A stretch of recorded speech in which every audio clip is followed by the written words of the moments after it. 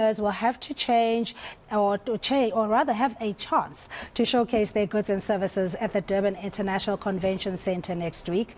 The Amandla Omnotho Grand Economic Conference 2023 is returning, and entrepreneurs will be able to grow their business and secure funding for startups. Amandla Omnotho Founder Gugu Xaba joins us in studio. Gugu, thank you so much for joining us. Amandla Omnotho, for those that are not Nguni, maybe you can explain what that means. Good afternoon. Good afternoon, Cindy, and to the viewers at home.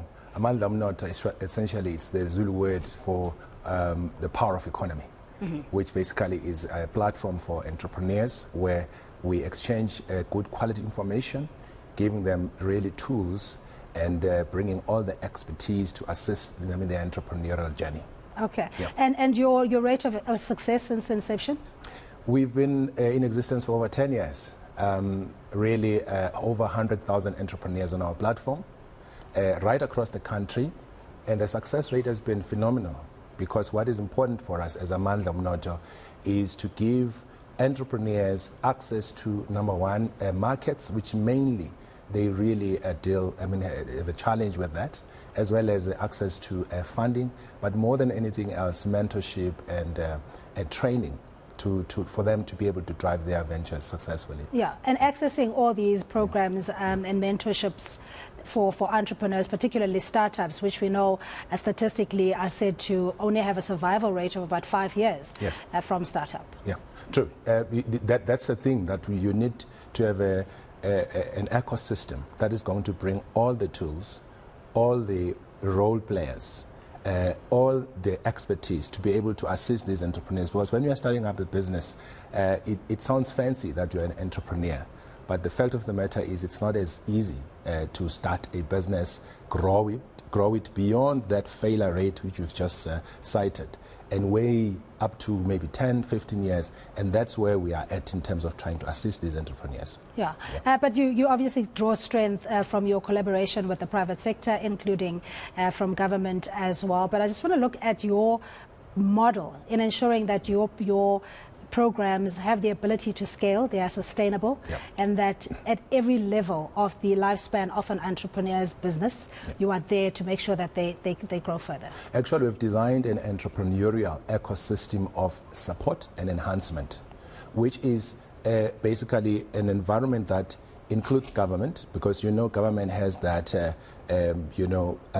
responsibility through their DFIs, your funding institutions, to come on board, and including government departments, by the way, because they themselves have got funding for many of the entrepreneurs in different segments. But we as well have signed up your institutions of higher learning, which are both local and international. Last year we were, for instance, in the US, signing up partnership with the historical black colleges and universities, which is over 150 institutions in America, to try and assist our entrepreneurs to learn from that environment, and as well as in other countries where you'd find we've got presence, and that presence must translate into assisting our local entrepreneurs. There, for instance, we've got markets in Germany, in Eastern Europe, for some of the industries which we believe are very, very important at this juncture in South Africa. These will be industries like your medicinal herbs, your essential oils, which in my view, it's new money, it's new industries that entrepreneurs must take with both hands and really begin to drive them. And I love what you're saying, because we often see these international conferences.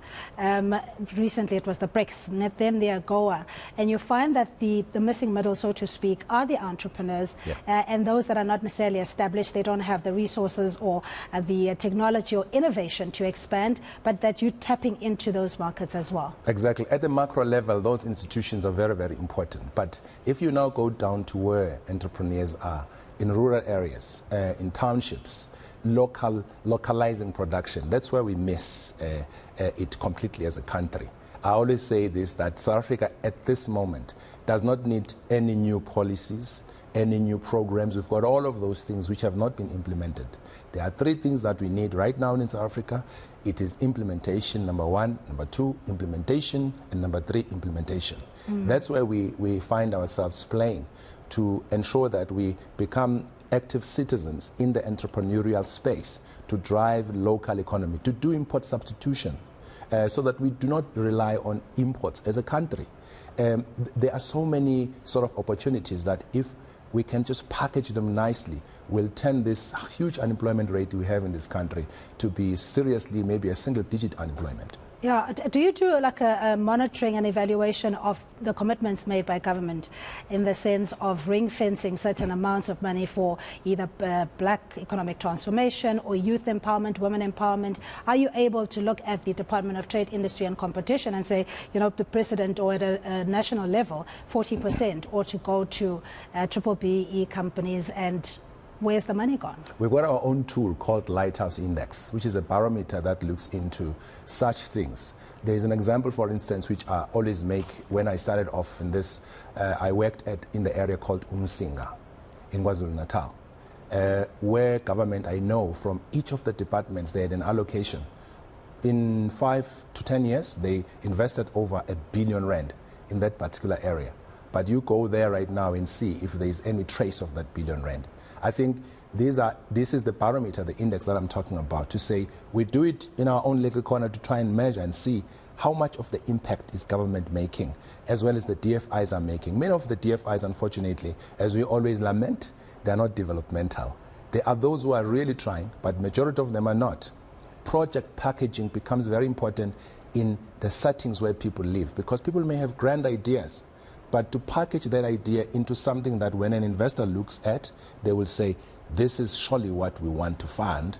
This is beautiful and it flows very well. There's good return on investment. And that's where we're lacking. That's why we're going to keep on in this vicious cycle if we don't address such things within the entire ecosystem I'm talking about. Yeah, but how then does Amandla Omnotho then change that, in the sense, as you're saying, that there could be funding available, yes, but if you don't speak the language of the investor, you don't have, you don't meet the criteria, purely because of the barriers that you may face, how then are you able to assist them to tap into that? Amandla Omnotho really is a partner to all of these stakeholders, whether it is government or it's DFIs, or whether it is the markets, because at the end of the day, we need to bring these people together.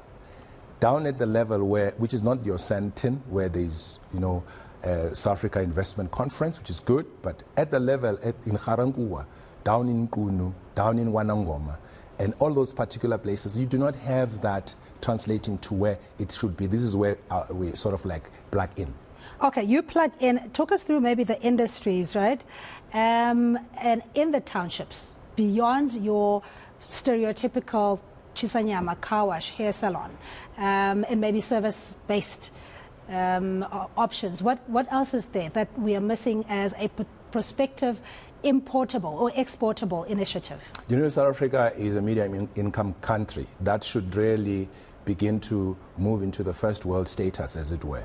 When you look at the benchmark with countries that have sort of been on this route like us, there is a huge industrialization and localization of economic activities and producing locally.